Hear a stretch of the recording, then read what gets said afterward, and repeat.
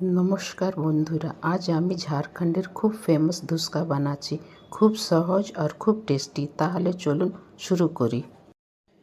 প্রথমে আমি চাवल, তার আধা পরিমাণ চানা ডাল, তার আধা পরিমাণ উড়দ ডাল ভালো করে ধুয়ে কিছু ঘন্টা ভিজিয়ে রেখেছিলাম। ভিজে যাওয়ার পর চানা ডাল, চাল আর উড়দ ডাল আলাদা আলাদা করে পিষে নিয়েছি। এবার একটা বড় বাটিতে চালের বাটা নিলাম, তার মধ্যে চানা ডালের বাটা আর উড়দ ডালের বাটা দিয়ে দিলাম। এবার নুন, একটু হলুদ আর গোটা জিরা দিয়ে ভালো করে মিক্স করলাম।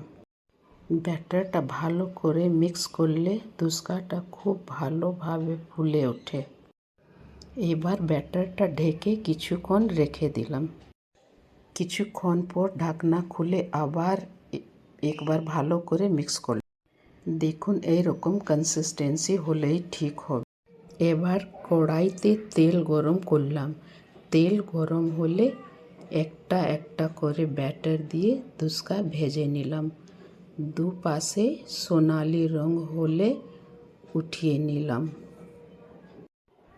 দেখুন, আমাদের ঝাড়খণ্ডের স্পেশাল ধুসকা তৈরি। বাহার থেকে খুব কুরকুরে আর ভিতর থেকে খুব নরম আর স্বাদিষ্ট। এটা আপনি আলুর তরকারি, ঘুগনি বা যে কোনো চাটনির সাথে খেতে পারে। আশা করি আমার এই রেসিপি আপনাদের ভালো লাগবে। ভালো লাগলে ভিডিওটা একটা লাইক করবেন, চ্যানেলটা সাবস্ক্রাইব করবেন আর আপনার বন্ধুদের